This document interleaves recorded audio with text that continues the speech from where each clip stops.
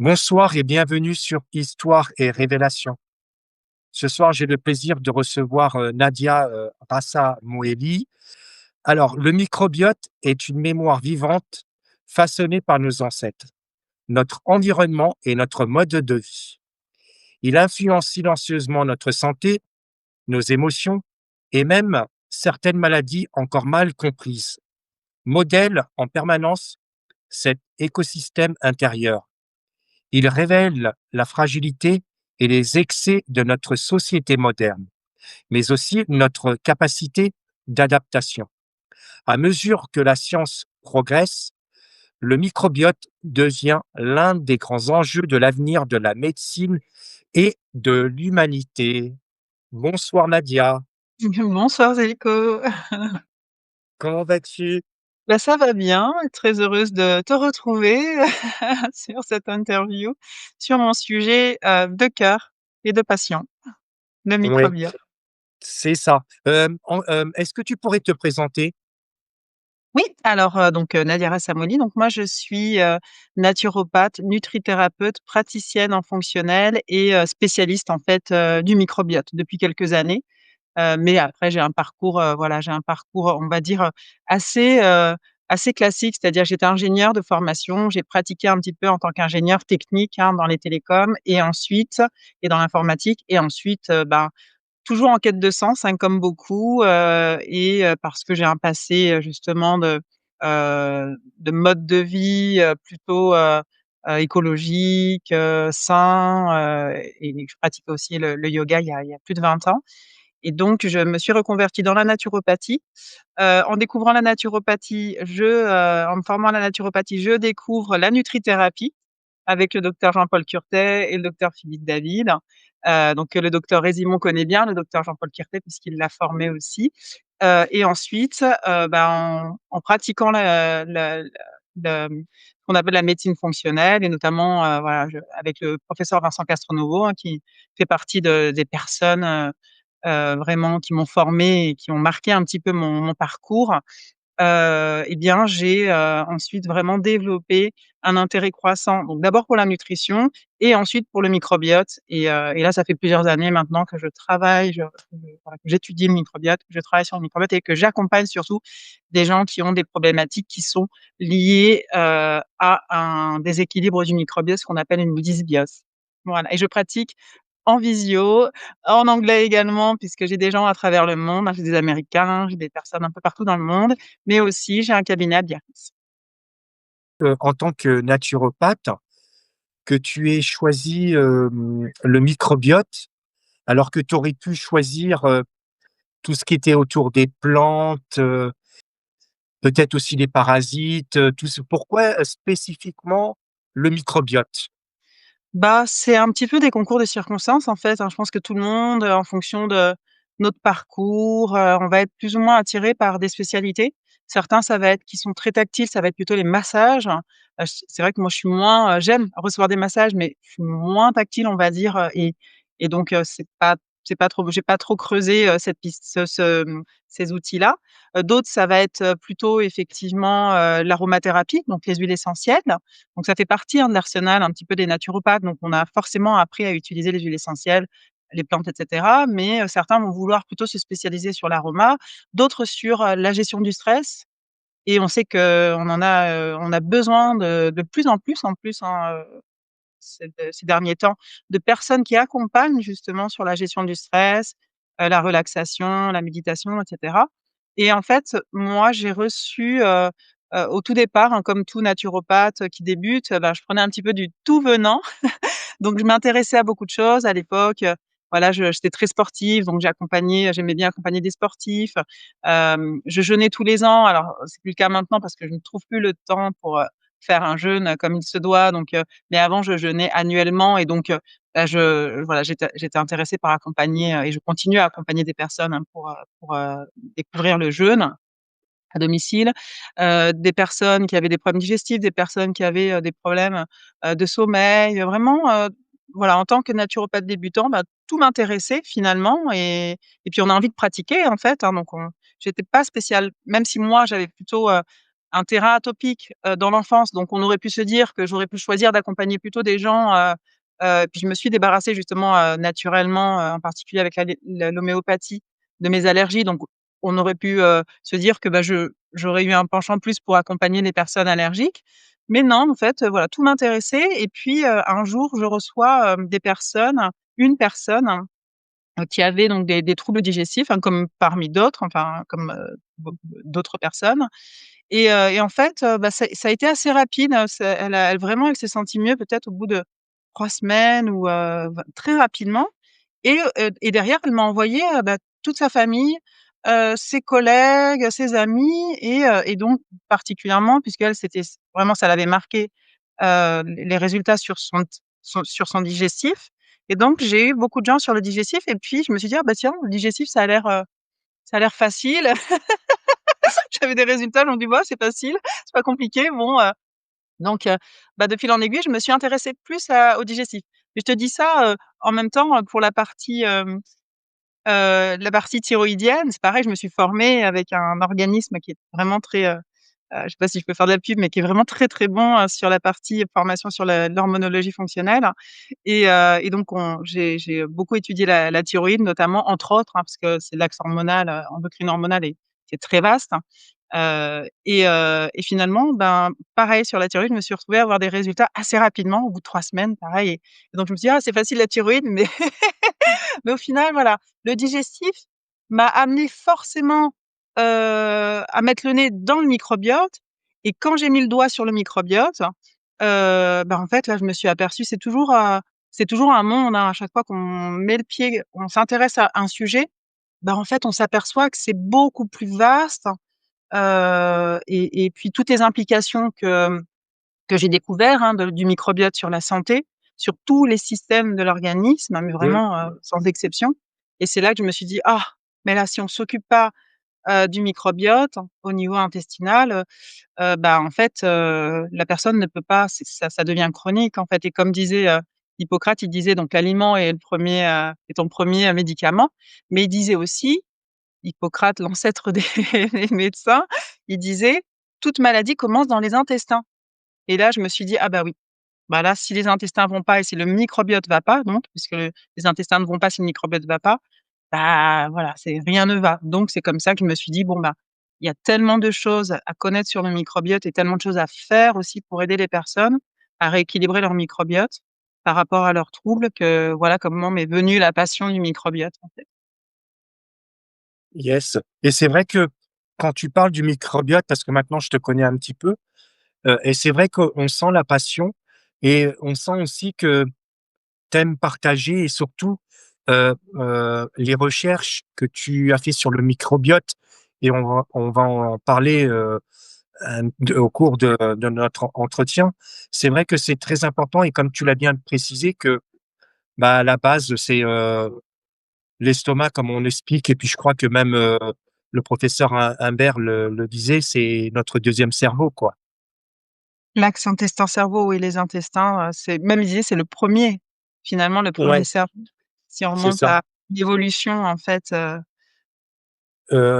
Tu as publié un livre et si c'était une candidose, qu'est-ce qui t'a poussé à écrire ce livre? alors, bah, comme je disais lors de l'entretien avec, le professeur Imbert, nous en tant que naturopathes, dans toutes les écoles de naturopathie, la candidose, c'est vraiment, un trouble qu'on va étudier en fait. Qu'on va étudier et on va vraiment, c'est quelque chose, pourquoi? Parce que comme je disais, c'est un trouble qui est bien plus répandu qu'on ne le pense. Moi là, je et encore maintenant, j'ai l'impression qu'il y a une recrudescence. Avant, bon, comme je travaille aussi sur le SIBO, bon, bah, forcément, il y a beaucoup de gens qui viennent à moi pour le SIBO ou un SIBO suspecté. Mais en fait, je fais toujours, sur des troubles, digestifs aspécifiques, non spécifiques, bah, je fais quand même faire le test pour la candidose et en fait, il y a très souvent aussi une candidose et donc la problématique de la candidose, même plus que le SIBO en fait, c'est que d'un point de vue médical, c'est très difficile à diagnostiquer. C'est très difficile à diagnostiquer et c'est même d'ailleurs jamais diagnostiqué par les médecins. les médecins classiques, hein. Je parle pas des médecins fonctionnels qui, eux, sont comme nous, naturopathes, connaissent le sujet, ils sont formés. Mais, c'est pas diagnostiqué par, les médecins, mais en tout cas, ça va être étiqueté sous le nom de, syndrome de l'intestin irritable. Parce que ce sont des symptômes, vraiment aspécifiques. Comme on disait, hein, ça va être des ballonnements, la fatigue, brouillard mental, des troubles du transit, hem, mais c'est pas très spécifique et donc en fait, nous, on a, étudié en école de naturopathie cette candidose, justement parce que, ben, on a, très souvent, au sein de nos cabinets, de nos pratiques, des personnes qui ont ces symptômes-là, et qui en fait, finalement, ne sont pas soulagées, alors bon, les médecins vont leur donner, soit, des laxatifs ou soit, comment on appelle ça? Des compléments, des médicaments ou en tout cas, des produits de pharmacie pour ralentir, le transit, des antispasmodiques. Mais, ça, c'est travailler sur le symptôme, mais ça ne dit pas pourquoi ils ont ces troubles-là et quel est le déséquilibre sous-jacent, en fait. Et donc, nous voilà, on a étudié ça et finalement donc j'ai beaucoup, comme ça fait partie des troubles digestifs non spécifiques, ben, quand les gens ont des troubles digestifs, comme je t'ai dit que je me suis un petit peu, spécialisée là-dedans au départ, il y a 10 ans, ben, en fait, forcément, dans le lot, j'avais forcément, plus de la moitié, c'était une candidose, en fait, quoi et donc finalement, ben, je travaillais beaucoup sur des candidoses, des personnes qui avaient des candidoses et puis à un moment donné, donc j'ai écrit des articles aussi, de blog sur la candidose et puis à un moment donné, voilà, une journaliste m'a demandé si je voulais écrire un livre sur la candidose justement et alors moi j'ai un background, scientifique, hein. Je suis formée vraiment technique. En parallèle de ma dernière année d'école d'ingénieur, j'ai eu la possibilité de faire, un double diplôme. Alors certains partaient à l'étranger, voilà, pour avoir un double diplôme d'une université étrangère. Moi, je suis restée en France, mais par contre, j'ai fait, un double diplôme donc c'est l'équivalent du ça s'appelait DEA à l'époque, hein, c'est le master 2 recherche. Il y avait le DESS, c'était plutôt master 2, appliqué, on va dire et puis le M2, c'est le DEA, c'est le M2 recherche. En fait, c'est une introduction à la recherche et c'est la porte d'entrée, comme le M2 recherche, pour faire, une thèse, faire un doctorat.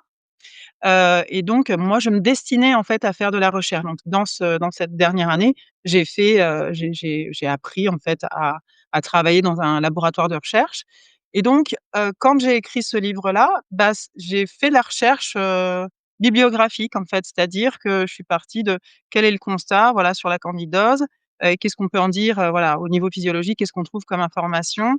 Alors sachant que les médecins ne diagnostiquent pas la candidose, ils n'ont pas d'outils pour le diagnostiquer, à part la candidose vaginale, comme on disait avec le professeur Imbert, où là, bah, c'est un prélèvement donc en microbiologie, on va dire, en culture, hein. Et puis, au niveau buccal, pareil, c'est un prélèvement local et ils peuvent, diagnostiquer une candidose buccale, mais par contre, quand nous on parle de candidose, c'est la candidose, digestive intestinale et en fait ça, bah, les médecins ne ils ont pas ça dans leur, enfin voilà, dans leur, maladie, on va dire diagnosticable. Par contre, quand tu regardes dans le Vidal, il y a bien, voilà, pour on parlait du médicament, la nystatine, bah, l'indication, c'est la candidose digestive, en fait. Donc ce livre, en fait, c'est vraiment pour faire un état des lieux, rappeler un petit peu, bah, que la candidose existe, c'est un déséquilibre du microbiote, une prolifération de champignons et donc j'ai refait un petit peu, voilà, une petite bibliographie sur les outils, tous les outils qu'on pouvait utiliser pour, voilà, lutter contre la candidose et surtout la démarche étape par étape pour, éviter, les récidives. Parce que ça il suffit pas comme pour le SIBO, il suffit pas de donner des antimicrobiens. Il faut comprendre pourquoi est-ce que la candidose, voilà, est arrivée et faire en sorte que, ça ne revienne pas, quoi. Comme la Ouais. parasitose, c'est ce qu'on disait avec le professeur Imbert. Donc voilà le Oui. pourquoi de ce livre. Alors, de nombreux symptômes comme, la fatigue, troubles digestifs, douleurs articulaires, troubles de l'humeur sont rarement associés spontanément à une candidose. Quels sont, selon toi, les signes invisibles les plus fiables? Alors comme tu dis, c'est toujours de la suspicion, mais nous, grâce à la biologie fonctionnelle, on peut quand même, c'est le cas pour le SIBO, on peut quand même objectiver la situation. Mais sur la suspicion de la candidose, donc il y a effectivement ces troubles digestifs, fatigue comme tu viens de le dire, mais après, il y a un, comment dire? Un «symptôme» entre guillemets qu'on a nous appris en études de naturopathie. Je pense pas que ça soit enseigné, dans les formations de médecine fonctionnelle. C'est cette appétence pour, le sucré, les farineux, les amidons, et cetera et en fait, effectivement, il y a, les candidats albicans, va avoir une conséquence, c'est qu'il va faire qu'on va avoir ces «fringales sucrées» entre guillemets, parce qu'il a besoin de ce sucre pour se développer, mais c'est le cas des parasites aussi, on a vu et donc c'est ça qui nous met sur la piste. Si avec tous les autres symptômes spécifiques, il y a aussi ce symptôme-là, c'est un peu plus spécifique de la candidose et après effectivement, si en plus de ces symptômes-là, la personne va avoir tendance à avoir des mycoses localisées, alors, récurrentes, on va dire, chroniques, alors ça nous met aussi sur la piste de la candidose, par exemple. Mais après, c'est de la suspicion, c'est des hypothèses et si on peut valider par de la biologie fonctionnelle, hein, comme le test urinaire, par exemple, bah, là, on va confirmer. Voilà. Mmh. OK, donc vous avez sur la photo, n'hésitez pas si vous êtes intéressé, vous pouvez trouver le livre sur Amazon, il est disponible. Alors on va passer maintenant donc au sujet donc sur le microbiote. Ma première question, c'est quoi le microbiote? Alors le microbiote, c'est, des centaines de milliers, de milliards de micro-organismes qui composent en fait, voilà notre microbiote intestinal et ces micro-organismes interagissent, on est leur hôte et ils interagissent, avec nos systèmes, tout ce qui nous fait fonctionner et donc ils impactent notre santé et notre bien-être et ils vont se composer, de alors pas seulement de bactéries, ils se composent aussi globalement, on va dire le microbiote globalement, il se compose de virus, d'archées, de champignons.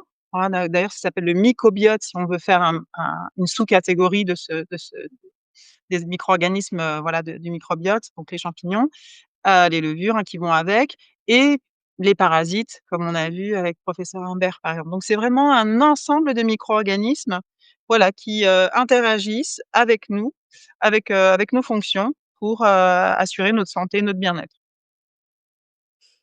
En gros, pour refaire simple, on peut dire que c'est une forêt avec, tout ce qu'il y a autour à l'intérieur, Tout à c'est fait, ça? avec, tout un tas d'éléments vivants qui interagissent en fait, voilà, tout à fait. OK. Alors, considères-tu le microbiote comme une mémoire biologique transmissible de génération en génération? Alors, c'est une très bonne question. Effectivement, le microbiote se transmet, de génération en génération par la mère, en fait. Donc il y a tout un tas de publications, hein. Alors moi quand je me suis formée au microbiote, je me suis d'abord formée vraiment sur la lecture. Comme je disais, hein, j'ai un background où j'ai commencé à travailler en labo de recherche, à lire beaucoup de publications et donc je suis bilingue en fait, hein, bilingue anglais et donc je me forme beaucoup sur, des publications donc c'est en anglais et donc dans les études, je lis énormément de publications tous les jours et dans les études, bah, on a bien vu et puis dans mes formations aussi, hein, j'avais fait le DU microbiote et santé là à la Salpêtrière, on voit bien que l'enfant quand il naît, il hérite en fait du microbiote de sa mère et donc j'ai souvent le cas en cabinet où quand je demande les antécédents de la famille, bah, très souvent quand la personne elle vient et elle a clairement un déséquilibre du microbiote, j'ai très souvent le cas que en fait la mère avant la naissance de cette personne, avait aussi des problématiques de microbiote déséquilibré et potentiellement la grand-mère aussi. Donc ça effectivement, on sait que l'enfant est en plus dépendant de sa naissance, ça va d'autant plus, impacter le microbiote. Si la personne elle va être née par voie vaginale ou par voie basse naturelle ou par, césarienne, le microbiote est toujours hérité de la mère, hein, des bactéries, de la mère, mais il va avoir une autre composition. Et puis aussi, il y a les bactéries de l'environnement hospitalier où l'enfant, le bébé naît. Donc il y a ça et en plus, d'un point de vue génétique, on sait maintenant qu'il y a, un certain nombre de polymorphismes génétiques, je ne sais pas une dizaine, une quinzaine, une vingtaine, qui vont impacter l'état du microbiote et l'état, intestinal, les capacités de résilience du microbiote et l'état inflammatoire intestinal. Ça aussi, on a vu qu'il y avait des polymorphismes génétiques et ces polymorphismes génétiques, effectivement, peuvent être, transmis, en fait, et là des 2 parents. Mmh. D'accord. Et selon toi, pourquoi le microbiote varie-t-il, davantage d'un individu à l'autre que l'ADN? Eh ben, alors le microbiote, effectivement, il va être sous l'impact, pas seulement de la génétique, mais aussi, de l'hygiène de vie et du mode de vie et de l'alimentation de la personne.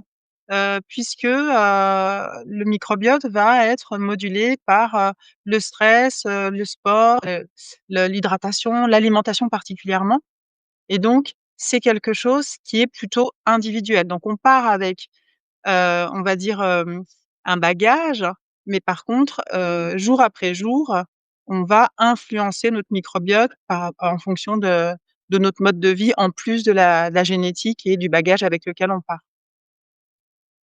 D'accord, donc en fin de compte, on peut dire en quelque sorte, pour un enfant, il a son logiciel et au fur et à mesure, il va rentrer d'autres différents logiciels pour le composer de ce qu'il y a de mieux pour lui, quoi. Oui, tout à fait. En fait, il y a des facteurs qui vont être favorisants pour, justement le développement du microbiote. Donc même si, bah, il va partir avec, effectivement des handicaps, on va dire, au départ, hein, des points faibles par rapport à une autre personne qui, voilà, qui aurait pas ces, ces faiblesses, au départ, hein. Et ensuite derrière, ben, en fonction de ce qu'on va pouvoir, mettre en place, une alimentation, voilà, plutôt équilibrée, une bonne gestion du stress et cetera, ça va impacter l'évolution du microbiote. Même s'il y a quand même ces comment dire? Bah, ces éléments de départ et malheureusement, ces éléments de départ, souvent, ça va quand même influencer, la personne en termes de comportement, par exemple, ou, d'un point de vue, immunitaire. Un enfant qui est né par césarienne, va avoir plus de risques potentiellement et s'il a eu, voilà, plein d'antibiotiques, dans sa petite enfance, va avoir plus de risques de développer des maladies immunitaires, voilà, telles que des allergies, de l'asthme, ce genre de pathologie, à l'adolescence ou à l'âge adulte, en fait, hein, malgré tout. Mmh. Est-ce que tu sais s'il y a des recherches qui ont été faites, heu, pareil quand tu as un bébé qui est dans le ventre de la maman, il va avoir certains microbiotes, mais une fois que la maman va accoucher, est-ce qu'il y a eu des recherches qui ont été faites sur certains microbiotes à la naissance qui vont disparaître et être remplacés par d'autres? Oui, tout à fait. Il y a effectivement, il y a des études, hein, qui montrent bien que, le microbiote, d'un nourrisson en fonction justement, enfin d'un bébé en fonction de la naissance, du type de naissance et aussi de la diversité, de l'état du microbiote de la mère, a une composition vraiment ils ont des compositions différentes entre un bébé, voilà, qui serait né par voie naturelle, et un bébé qui serait né par césarienne et puis l'état du microbiote, aussi initial de la mère, eh bien, c'est des bactéries différentes qui vont se développer au départ, en fait et après alors ça va changer, en fonction, comme on a dit, hein, des facteurs, d'alimentation, mais aussi de l'allaitement. Ça peut contrebalancer, hein, le fait que le bébé, né par césarienne, soit allaité, ça va remodifier, et remodeler son microbiote.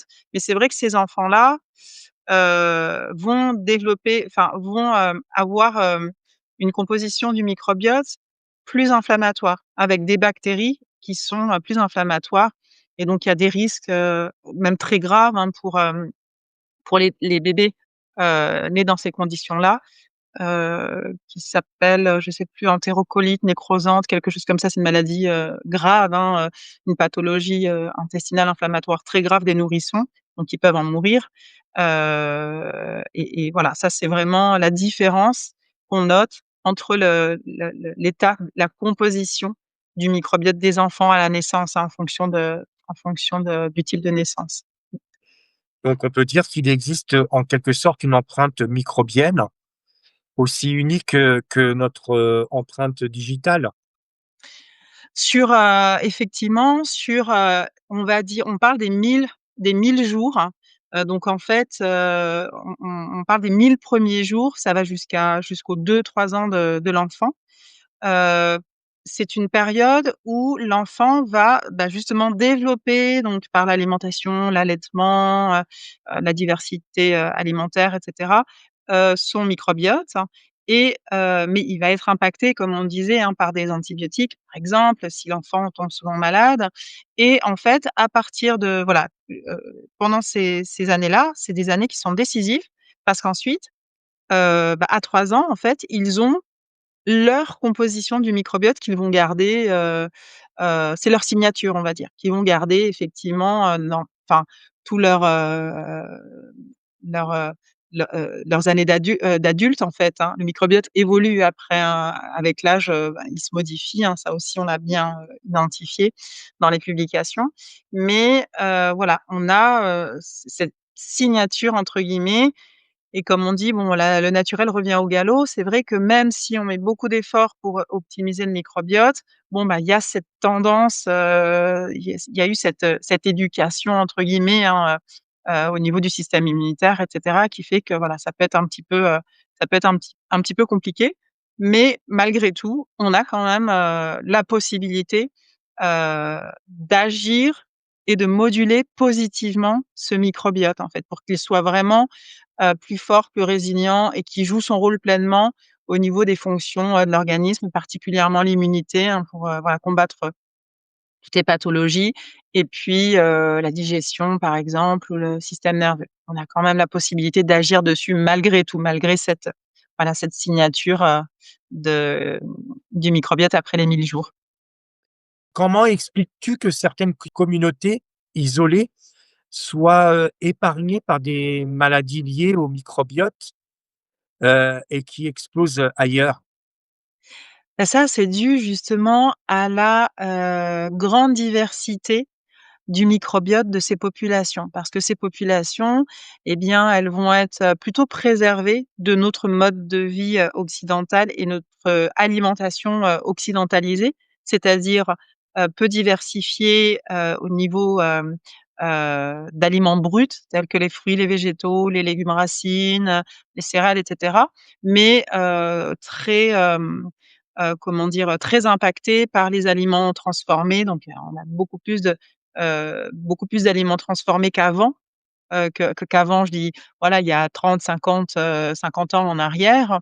Dans les proportions, de notre alimentation, bah, la proportion des aliments transformés, voire ultra transformés, a augmenté considérablement et donc ça appauvrit notre microbiote, en fait. Donc nous, on va se retrouver le monde occidental, on va se retrouver finalement. En plus avec le stress, hein, tous les facteurs qui vont avec aussi, la pollution, le stress, les pesticides, voilà, c'est hem, beaucoup moins résilient comme aliment, en fait, comme qualité d'aliment. Les sols sont appauvris, donc c'est beaucoup moins, nutritif, je veux dire, pour notre microbiote et donc on a, dans le monde occidental, on voit effectivement des extinctions, d'espèces bactériennes. On a une diversité, diminuée, en extinction, je pense à une bactérie dont on a beaucoup parlé là dernièrement, pour ces histoires d'oxalate, hein. Il y a eu beaucoup de buzz là sur l'oxalate, ces derniers mois, ces dernières années. Donc cette bactérie Oxalobacter formigens, entre autres. Alors particulièrement celle-là, elle disparaît. Moi, j'ai fait des centaines d'analyses du microbiote. J'ai regardé des centaines d'analyses du microbiote et on la voit disparaître cette bactérie. Heureusement, son rôle est remplacé par d'autres bactéries, hein, de, de métaboliser les oxalates, de traiter les oxalates. Mais finalement, ben, les populations ou les ethnies, qui vivent dans des endroits, plus reculés et voilà, qui sont moins impactés par notre mode de vie occidental, on s'est aperçu qu'eux avaient une diversité, microbienne beaucoup plus riche, beaucoup plus grande, et d'ailleurs, souvent, quand je fais des analyses du microbiote, je regarde vraiment toutes les bactéries moi, en fait, hein. Je regarde vraiment, la composition globale, hein, donc toutes les bactéries, toutes les espèces bactériennes puis parfois je tombe sur des même chez moi, je suis tombée sur, une espèce, voilà, que je connaissais pas, qui s'appelait, sénégalis, je sais pas quoi et en fait, moi j'avais voyagé au Sénégal, peut-être 2-3 ans auparavant et ben, en fait, cette bactérie qui a été trouvée plutôt chez des enfants sénégalais, chez un enfant sénégalais par des équipes de Marseille et bien, en fait, elle a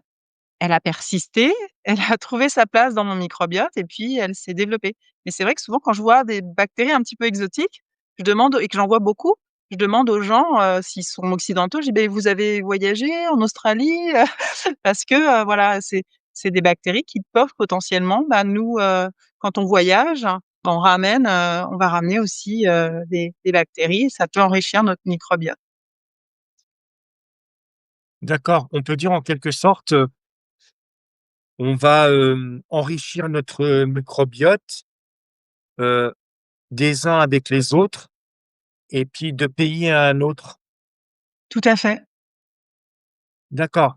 Ouais, c'est vrai que ça peut renforcer, justement notre microbiote et puis, de pour certaines personnes d'éviter d'être, entre guillemets, de se protéger et d'être, un petit peu moins malade, on va dire. Bah, c'est ça et moi je me dis qu'en fait, dans ces populations, alors qui eux vont se retrouver, exposés à des pathogènes que nous on n'a pas en fait, hein, dans nos pays, qui vont être des bactéries, voilà, des micro-organismes qui vivent dans leur pays. Mais eux ont développé une telle richesse de leur microbiote qu'en fait finalement ils sont immunisés. C'est le cas, hein, c'est le cas de le dire, parce que c'est le microbiote qui, travaille, en coopération avec les cellules, immunitaires de l'intestin pour, bah, apprendre à renforcer l'immunité. Et quand nous, on va dans ces pays et qu'on n'a pas cette richesse de base du microbiote et qu'on est exposé à ces bactéries pathogènes, bah, c'est là qu'on va avoir la tourista, en fait. Voilà, que les gens, souvent, on se dit: «Bon, voilà, j'ai attrapé la tourista quand j'ai voyagé». C'est très courant, c'est très commun, mais c'est juste parce que notre microbiote, n'est pas, suffisamment résilient pour, combattre ce genre de bactéries comparé, au microbiote qui serait plus diversifié et donc plus résistant, des populations, autochtones, en fait. Mmh. C'est ouais, moi j'ai un exemple à te donner. Il y a une année quand je suis parti avec mon épouse, puis, notre dernier fils, on était parti en Égypte. On avait fait une croisière sur le Nil et quand tu fais une croisière sur le Nil, tous les aliments que tu manges dans le bateau et moi j'adore les fruits et légumes et donc je peux pas m'empêcher. Donc on était, à peu près une trentaine, même plus. Tout le monde a été malade le premier jour, tout le monde a été malade, sauf nous 3. Ah! Et Heu, alors c'était quoi la différence? Bah, c'était quoi la différence? C'est parce que, vu que moi je viens d'un pays, d'Europe de l'Est et j'avais pris l'habitude de manger des fruits et des légumes, donc je pense que j'ai eu des microbiotes, de ce pays du pays et puis, bah, les personnes qui étaient avec nous, ils avaient pas des microbiotes et donc c'est pour ça qu'on a pu, on a eu, une immunité Mmh. et moi j'ai continué toute la semaine, j'ai continué à manger, des fruits et légumes et puis, bah, le petit, bah, à cette époque,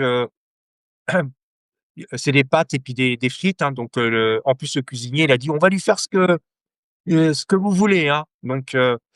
Donc voilà, donc c'était une expérience, moi ça m'a pas surpris, donc Ouais. c'est marrant.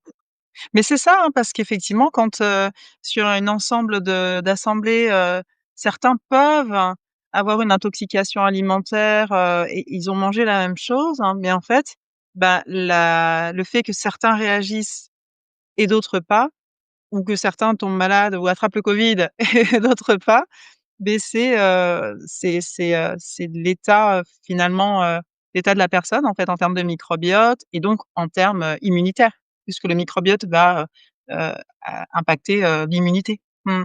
C'est ça et puis ça se trouve, vu que c'est la première fois qu'ils sont arrivés dans cette région, donc forcément il y a une de l'adaptation, on va dire Oui, et puis peut-être la prochaine fois quand ils vont revenir dans ce pays, bah, ils auront peut-être plus de problèmes. c'est ça, Donc parce qu'ils ont été exposés à d'autres bactéries, voilà, autochtones et puis, et après si elles se sont adaptées, ça enrichit leur microbiote et puis de toute façon on peut enrichir, son microbiote. On va voir quels outils on peut enrichir son microbiote et renforcer en fait son microbiote, hein. C'est jamais trop tard et il y a toujours la possibilité d'agir avec plusieurs outils pour, renforcer, ce microbiote en fait. Mmh. C'est ça. Alors, comment expliques-tu que certains individus avec un microbiote appauvri semblent rester en bonne santé?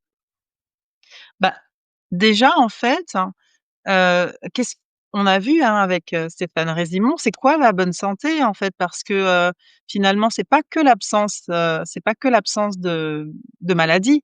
Il y a des personnes qui pensent être en bonne santé, mais qui, en fait, ont un terrain inflammatoire ou potentiellement, voilà, un microbiote, qui est pas forcément, équilibré, et donc, bah, ces personnes-là, par exemple, je prends l'exemple de personnes ça arrive, hein, des gens qui sont constipés depuis l'enfance.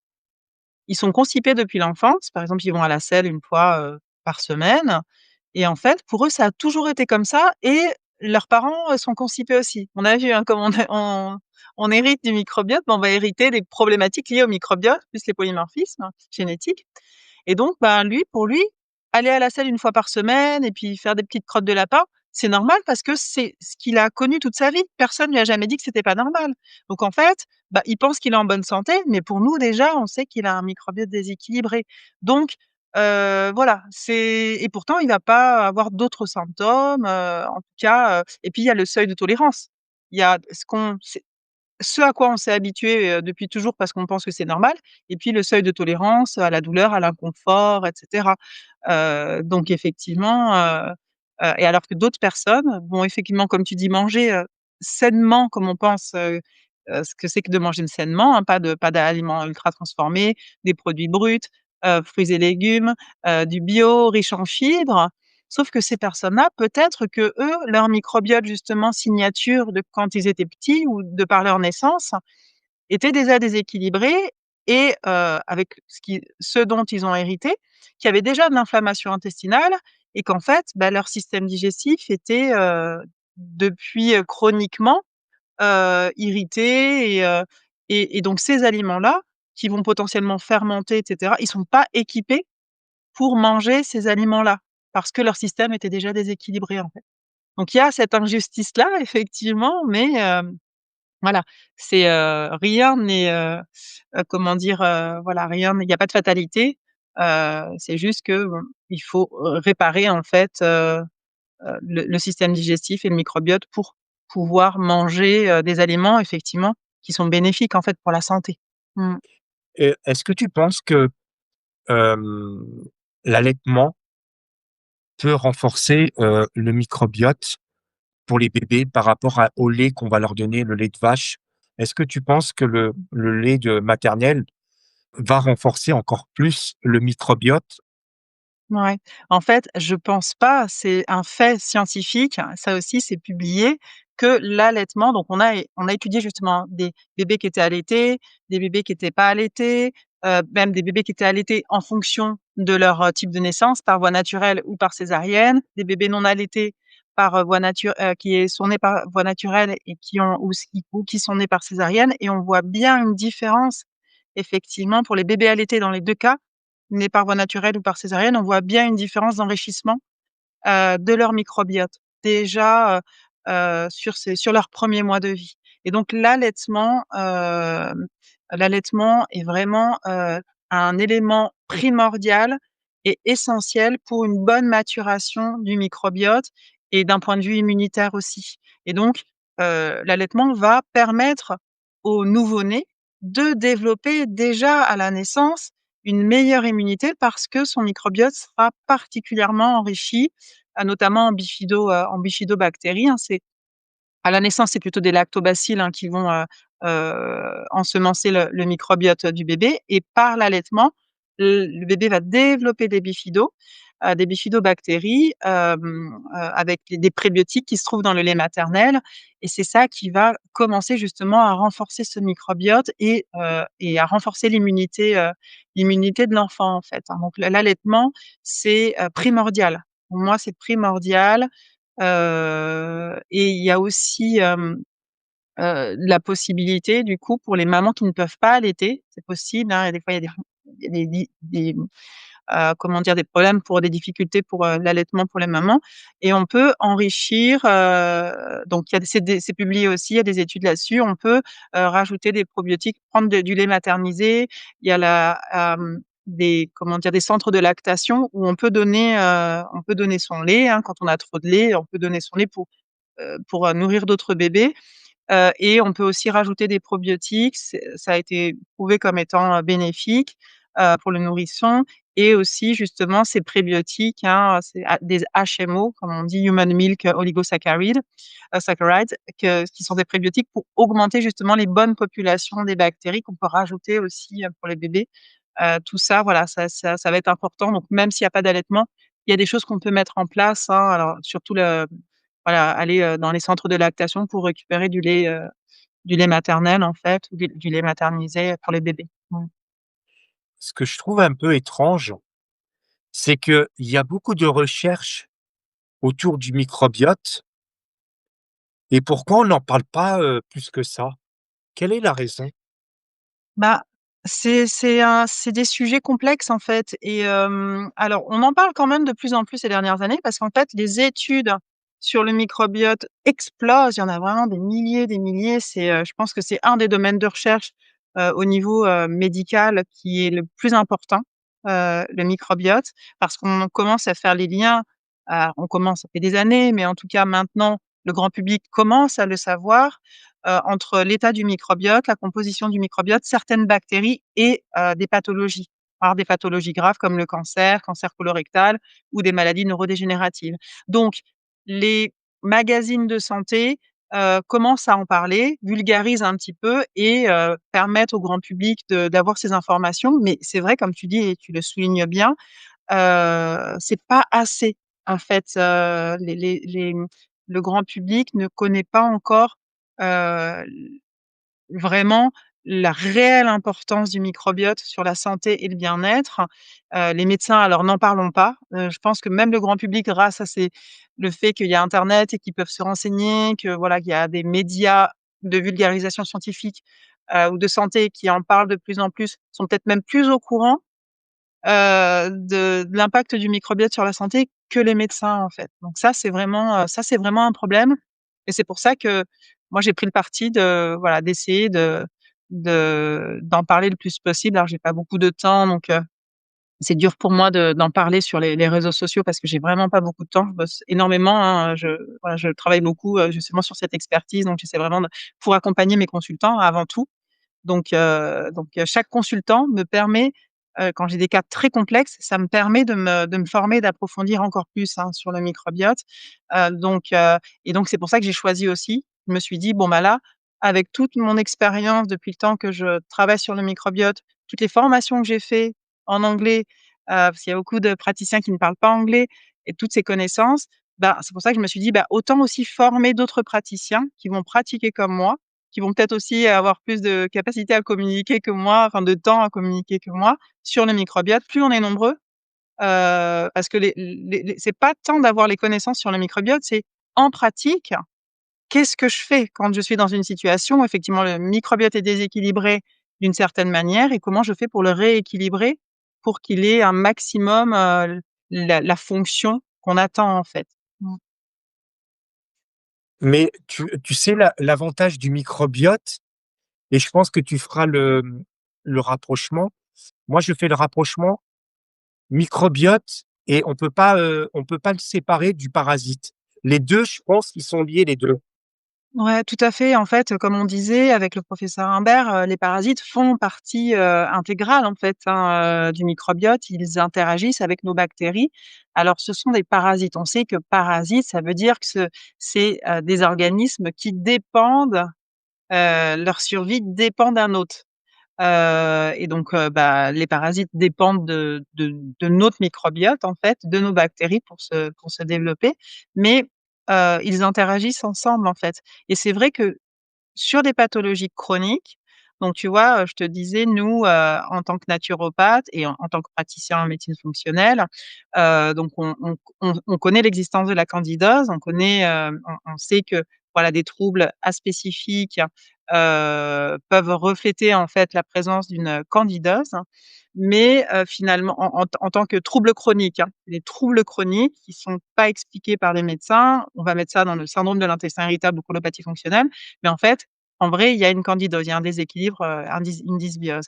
Et ben, la parasitose, finalement, hem, c'est aussi, un élément qui pourrait, pour nous, nous mettre, enfin, nous expliquer, nous donner, l'explication des troubles chroniques, en fait.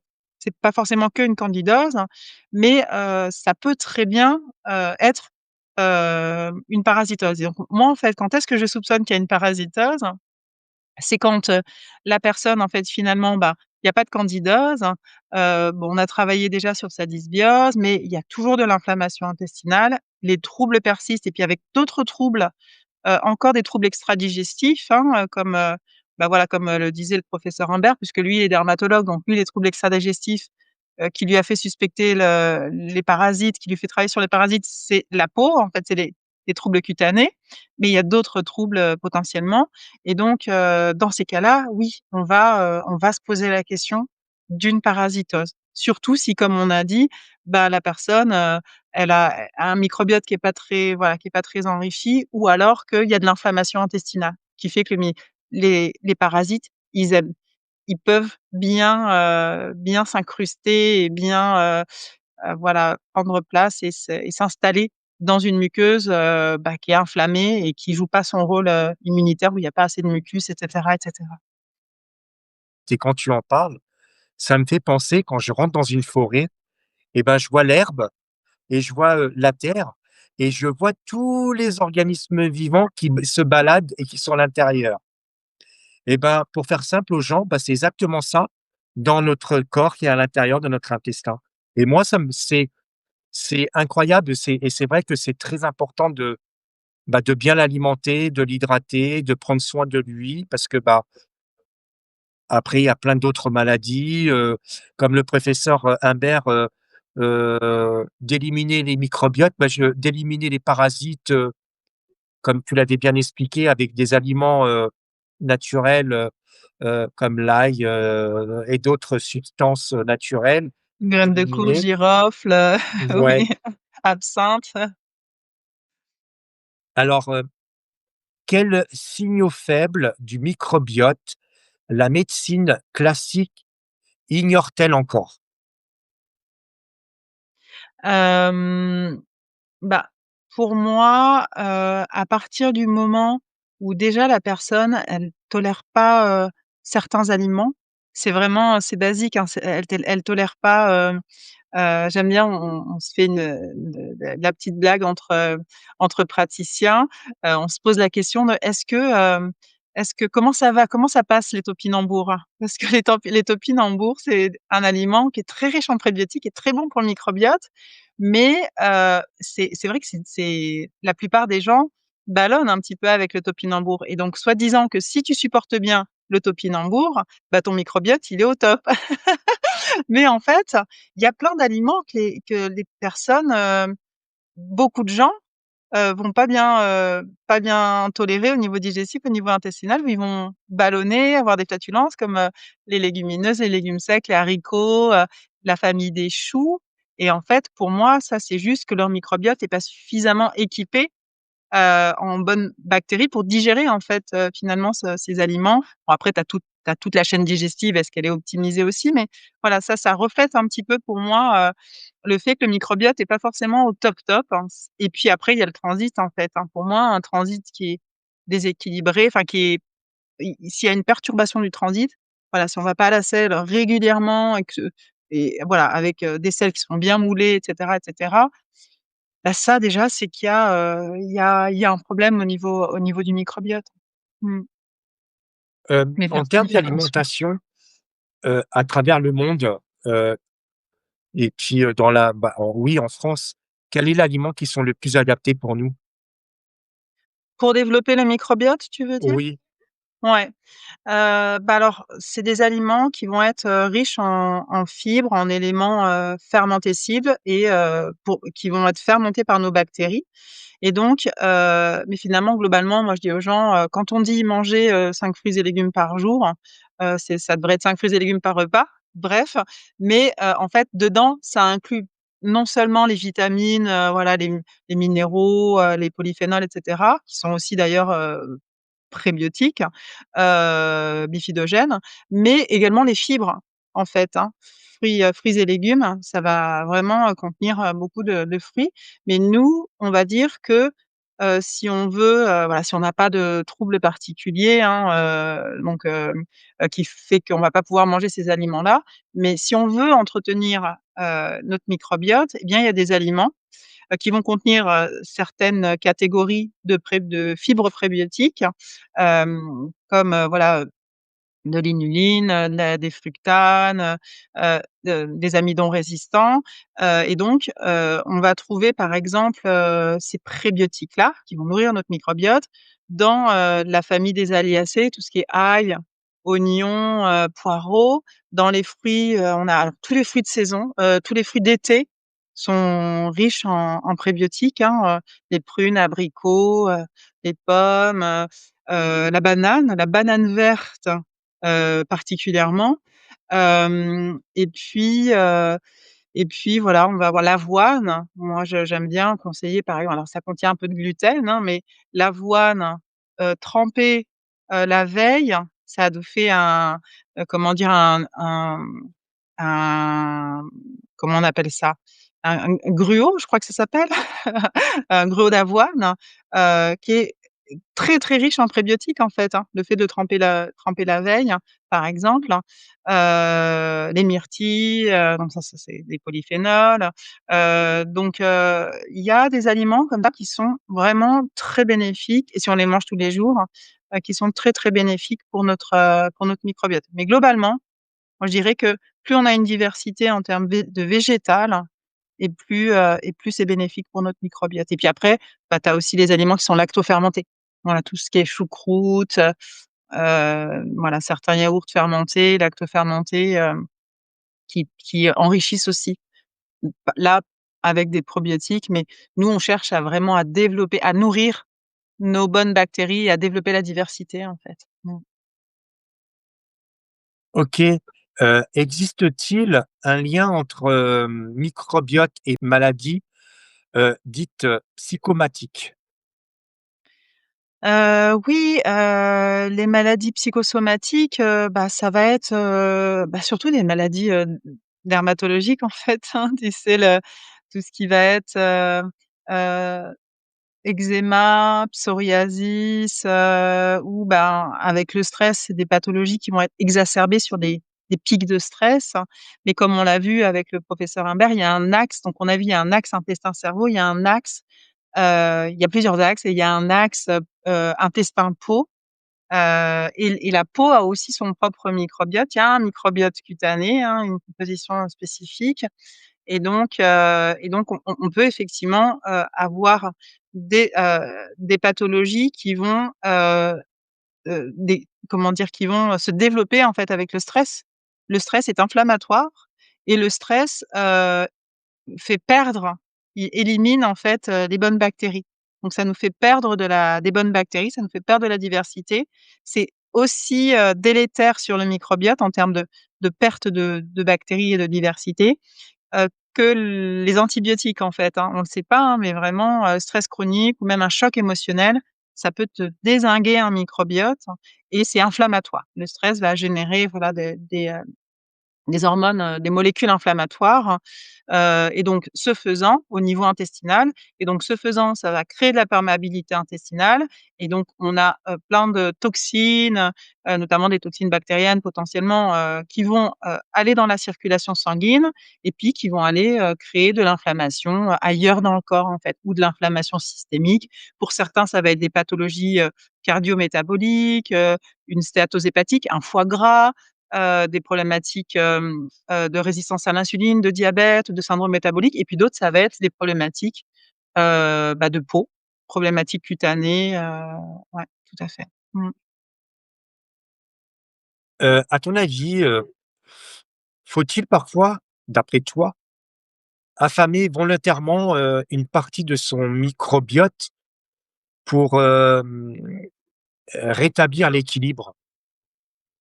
Alors, c'est vrai que, il y a certains régimes qui sont, «à la mode» entre guillemets et puis, qui sont aussi, recommandés dans certains troubles, digestifs quand les personnes sont vraiment très, très douloureuses au niveau digestif, qu'elles digèrent pas bien, voilà, qu'elles sont intolérantes à beaucoup de choses. Alors il y en a un qui est très controversé.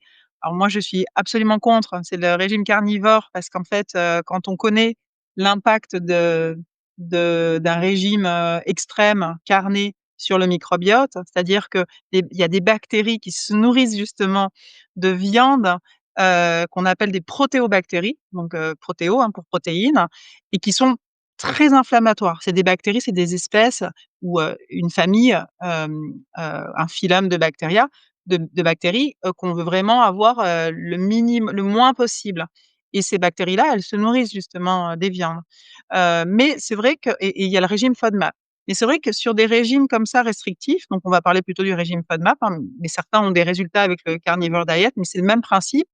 C'est que le système digestif, la muqueuse intestinale qui est inflammée et irritée et puis le microbiote qui est appauvri et qui peut pas digérer certains aliments, du coup va être mis au repos, justement en n'apportant pas ces aliments qui vont fermenter, donc temporairement, pour calmer un petit peu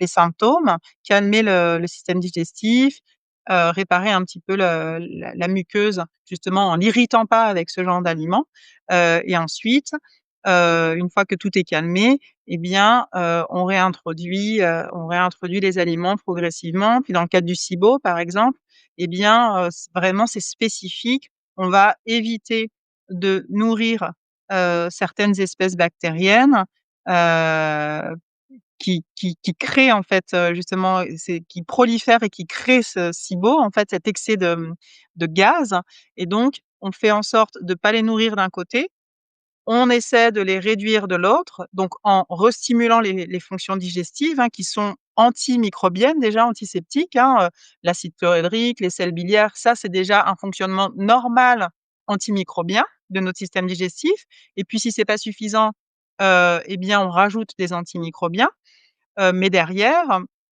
il faut pas oublier que, ces FODMAPs en fait, bah, c'est justement aussi ces éléments qui nourrissent nos bonnes bactéries. Donc en fait, si on le fait trop longtemps, on va appauvrir aussi nos bonnes bactéries. Donc à un moment donné, il faut quand même sortir de ces régimes restrictifs qui vont, effectivement, apaiser et puis permettre de rééquilibrer, voilà, ce désordre d'excès de certaines, bactéries ou même,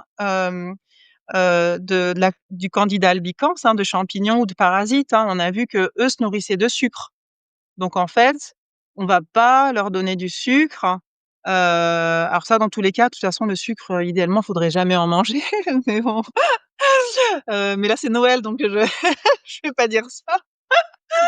Mais voilà, on va affamer certaines populations qui se nourrissent de certains éléments alimentaires pour le temps de les éradiquer, de remettre en fonction le système digestif, de remettre en fonction le microbiote et de réparer les intestins et ensuite on réintroduit, effectivement. Mmh. Comment expliques-tu, que des jeûnes prolongés améliorent la diversité du microbiote chez certains, mais pas chez d'autres? Alors ça, donc ça c'est dans des publications effectivement. Hem Bon, déjà, moi, le jeûne, c'est vrai que je trouve ça intéressant. C'est le même principe, ça, c'est des principes hygiénistes, hein, donc les naturopathes hygiénistes utilisent, hein, ce principe-là de je mets au repos le système digestif pour que justement il se répare et donc je calme un petit peu, la cacophonie voilà, en faisant, un régime temporaire ou en faisant un jeûne. Donc c'est vrai que le jeûne va permettre, ben, de réparer aussi, les muqueuses intestinales et puis par contre, il y a bien des publications, je crois même je me demande si c'est pas Walter Longo, hein, le spécialiste du jeûne, qui a travaillé sur ce sujet-là. En tout cas, il y a bien des publications qui ont montré que, un jeûne, donc de plusieurs jours, hein, un jeûne hydrique de plusieurs jours, permettait de moduler, le microbiote, hein, et voilà de comment dire? D'améliorer le l'état du microbiote, la composition du microbiote. Par contre, alors les mécanismes, ça c'est vrai que j'ai pas regardé en détail et je saurais pas te les expliquer. Mais par contre, pour des personnes qui auraient vraiment des excès, je te disais, par exemple les protéobactéries, donc qui sont des bactéries pro-inflammatoires et qu'on ne veut pas dans une certaine, quantité. Voilà, on voudrait qu'ils soient, en dessous de, je sais pas moi, 2 de l'ensemble du microbiote. À partir de 3-4, ça peut déjà, causer, des problèmes inflammatoires. Sur des populations qui sont très élevées, comme celle-là par exemple, et notamment suite à une intoxication alimentaire, hein, par exemple, je sais pas, des Escherichia coli ou des choses comme ça, et s'ils sont en très grande quantité, je doute fortement que le microbiote, le jeûne puisse, les éradiquer, comme il se doit, en fait. Surtout si on va manquer de bonnes bactéries, en fait. À mon avis, dans cette situation-là, c'est pas possible pour moi et puis même dans ma pratique, jamais quelqu'un est venu me voir en me disant: «Ah bah, j'avais un SIBO», donc une prolifération de bactéries potentiellement, hein, de protéobactéries, et j'ai fait un jeûne et j'ai réglé mon problème de dysbiose, de prolifération de bactéries pathobiontes, de pathobiontes. J'en ai jamais entendu parler, mais pour moi non, ça c'est illusoire. Mais par contre, oui, voilà, s'il y a pas ce déséquilibre-là d'excès de bactéries inflammatoires, pro-inflammatoires, oui, pourquoi pas? Sur des gens qui sont pas en pathologie, je pense que oui, il y a effectivement, en tout cas, c'est ce que disent les publications, c'est qu'il y a une modulation plutôt favorable du microbiote suite à un jeûne. Selon toi, le microbiote, influence-t-il subtilement nos comportements sociaux ou nos affinités? Beh, oui, complètement, parce qu'en fait, et ça, je pense que ça intéresse vraiment beaucoup de gens. On est tous concernés, hein, par, la santé mentale, en fait, et la santé mentale, ben, ça va impacter forcément nos relations sociales, nos comportements et nos relations sociales.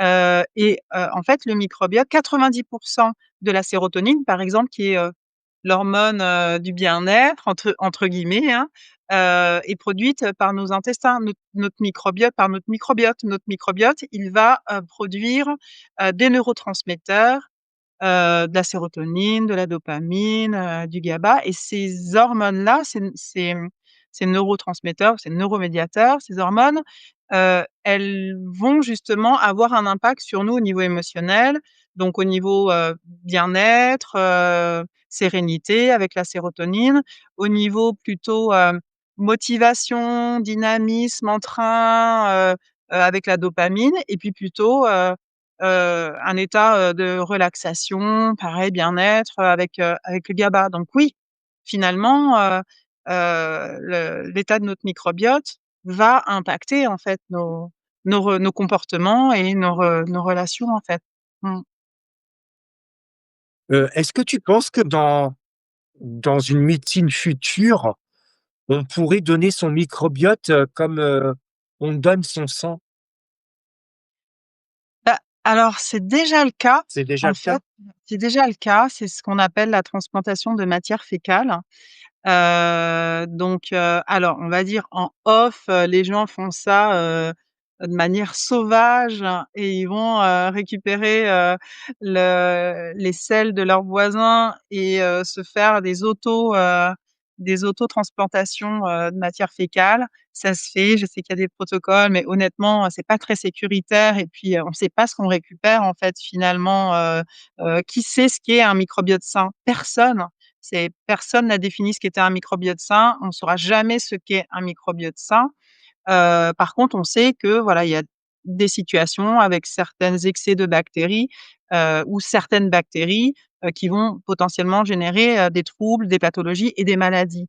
Mais dans la recherche, ils ont utilisé justement dans des cas, alors, il y a une situation médicale, en tout cas en France et dans les autres pays aussi, hein, dans lequel la transplantation, de matière fécale est appliquée cliniquement, c'est quand il y a une récidive d'une, infection d'une bactérie qui s'appelle Clostridium difficile.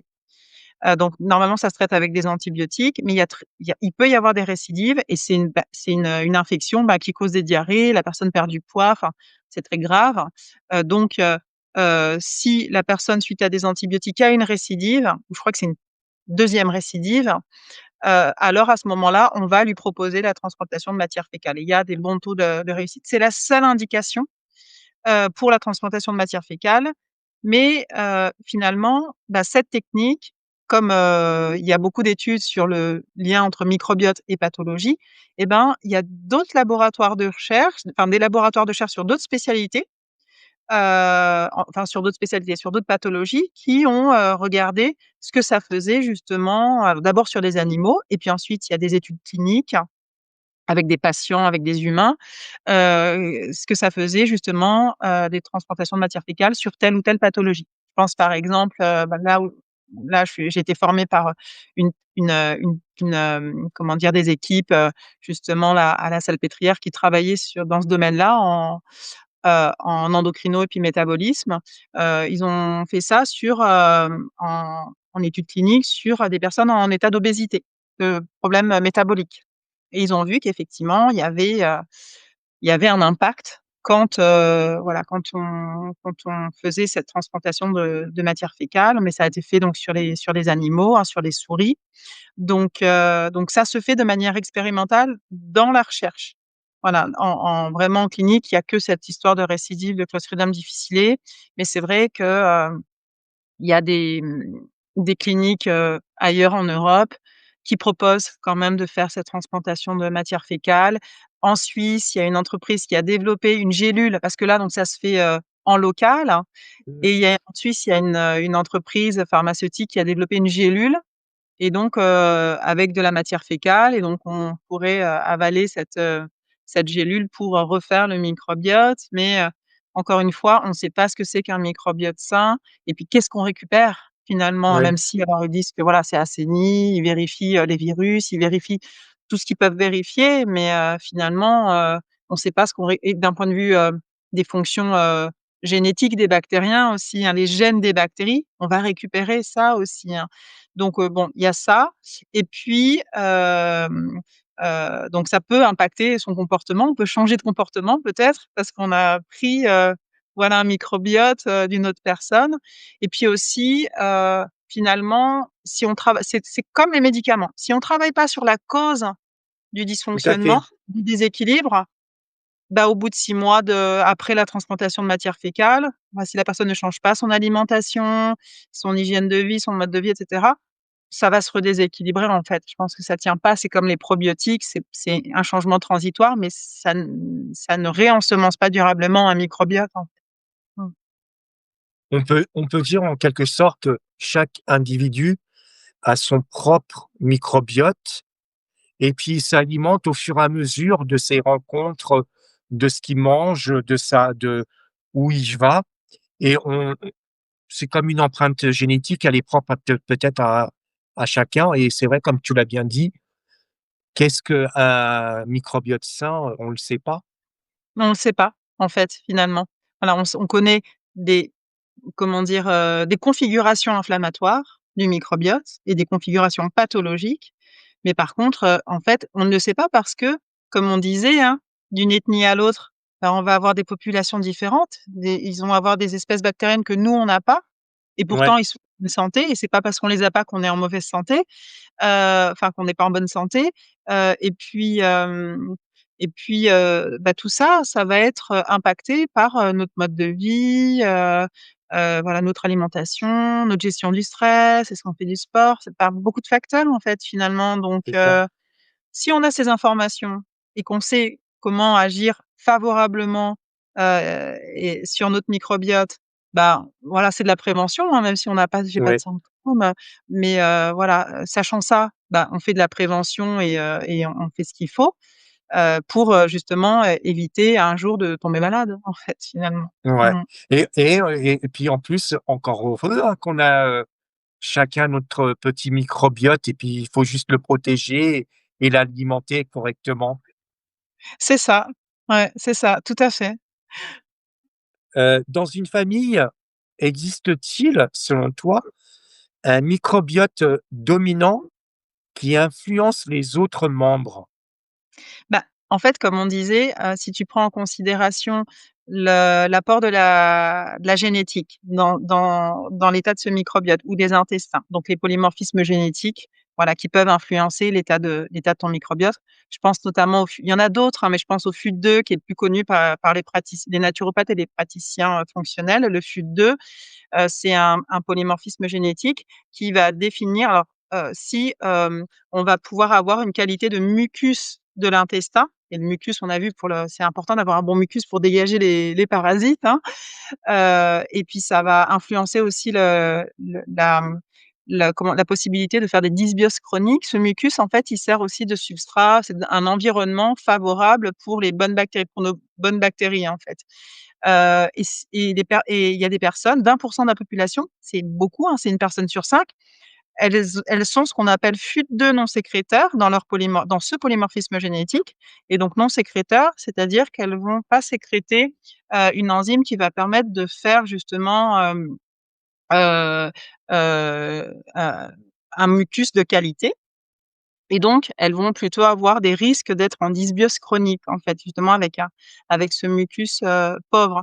Donc on sait donc ça, c'est un polymorphisme génétique qui est connu chez nous en médecine fonctionnelle, mais il y a d'autres polymorphismes, hein, qui vont impacter justement le fonctionnement, immunitaire, intestinal.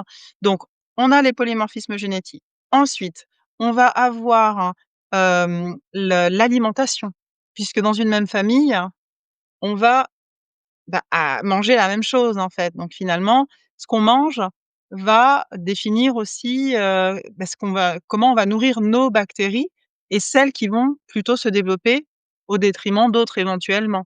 Et donc ça, si on prend ça en considération, finalement, et puis si, voilà, c'est des personnes qui on est dans un environnement, stressé, il y a des familles comme ça, hein, où, voilà, c'est stressé parce que les parents sont stressés. Si les parents sont stressés, les enfants sont stressés, donc tout le monde est stressé. Donc tout ça mis bout à bout, ben oui, ça fait que finalement, c'est des paramètres que les membres de la même famille vont partager et donc au niveau du microbiote, ça va aussi, avoir un impact. Mmh. Est-ce qu'on a déjà observé des cas, où la restauration du microbiote a modifié, non seulement la santé physique, mais aussi les schémas émotionnels profonds, comme si une mémoire, microbienne participait au trauma ou à la libération? Alors, c'est pas dans ce sens-là, mais c'est vrai que pour moi, comme on disait, au niveau génétique, on n'hérite pas que des parents directs. On peut hériter, d'ancêtres même qu'on n'a pas connus nous-mêmes. Les modifications au niveau génétique, c'est prouvé, elles peuvent sauter, des générations, en fait, hein. Par exemple, un ancêtre qui aurait connu, la guerre, ben, d'un point de vue épigénétique, aurait modifié en fait son ADN et puis, cette modification, elle peut, justement, sauter et impacter, plutôt des petits-enfants ou des arrière-petits-enfants. Donc ça, c'est quelque chose, je pense que oui, qui peut avoir un impact sur le microbiote. Mais au niveau émotionnel, il y a des études intéressantes, hein, il y en a pas mal et moi je reçois souvent, des profils comme ça, en consultation. Hem, de, sur les publications ont montré que certaines souches de probiotiques qu'on appelle des psychobiotiques, avaient un impact significatif justement sur le stress, l'anxiété, et notamment, chez les enfants par exemple, avec, des TSA, troubles du spectre autistique ou avec de l'anxiété, il y a des souches comme ça qui ont été spécifiquement étudiées et pour lesquelles on a vu effectivement cet impact-là, au niveau émotionnel. Alors, peut-on, affirmer que la disparition moderne de bactéries ancestrales, due à l'industrialisation alimentaire, entraîne une forme d'extinction microbienne comparable à la perte, biodiversité écologique. Oui, tout à fait. C'est vraiment sur ça, en fait, que j'essaie de faire, de faire le comment dire? De communiquer, en fait. C'est sur le fait que, comme pour les animaux, on assiste, par notre mode de vie, en fait, hein, je dis les animaux, mais je parle aussi des c'est les êtres vivants, en fait, hein, même, les oiseaux, les insectes, heu, on assiste à, une perte de diversité aussi des espèces, du microbiote, comme on disait, entre autres, Oxalobactère, par exemple, mais on voit qu'il y a une moindre diversité par rapport à d'autres, pays, par exemple, et donc il y a vraiment un lien intrinsèque entre notre, manière de comment dire? D'agir, par rapport à l'environnement extérieur, hein, par rapport à la biodiversité et l'état de notre microbiote, et notre alimentation aussi, ben, s'en est impactée, hein, par, comment on traite la terre, comment on traite notre agriculture, comment on traite notre environnement. Ça va aussi impacter, l'état de notre microbiote et la richesse de notre microbiote, et notamment tout ce qui est pesticides et cetera. Voilà, ça on sait, c'est prouvé, pesticides, perturbateurs endocriniens, tous ces toxiques, ils perturbent aussi notre microbiote, en fait. On va arriver bientôt à un terme à notre interview et moi je suis fasciné, j'adore, je pourrais rester des heures à discuter avec toi sur ce sujet. On sent que la passion, on sent que tu t'investis beaucoup et ma question c'est: qu'est-ce que tu voudrais transmettre aux gens qui nous écoutent ce soir? Qu'est-ce que tu voudrais leur dire? Bah, déjà, je voudrais, leur dire qu'il y a pas de fatalité, en fait, hein. Une situation, elle est jamais désespérée tant qu'on n'a pas cherché vraiment, on n'a pas creusé, on n'a pas exploré toutes les pistes possibles.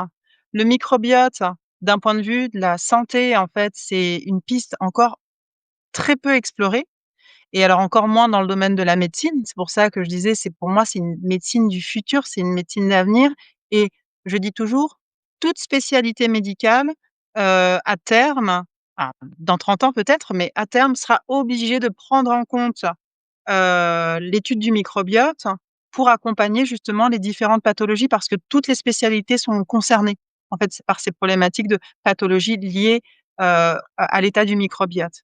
Donc déjà, voilà, c'est l'importance d'avoir, cette connaissance-là, et donc si on a des pathologies qui sont liées au déséquilibre du microbiote, il y a des outils, on a des choses qu'on peut faire.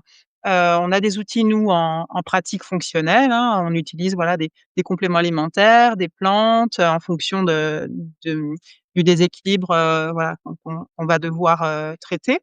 Et puis après, pour que une fois qu'on a rééquilibré, modulé ce microbiote avec ces outils-là, bah, en fait, c'est aussi en tant que naturopathe, on fait de l'éducation à la santé, à l'hygiène de vie, et donc bah, c'est aussi connaître tous les facteurs qui vont impacter notre microbiote, et de manière, négative ou positive, et en tout état de cause et de connaissance, en toute conscience, on va, pouvoir faire les bons choix, mais il faut déjà, le connaître, et puis encore une fois, c'est L plus on a une diversité du microbiote pour moi, et plus il y a de la vie, en fait, il y a de la vie, de la santé, du bien-être, et donc cette diversité, elle va forcément avec une diversité, alimentaire, une diversité, et puis même, une gestion du stress, voilà, une vie, voilà, vivante. Voilà.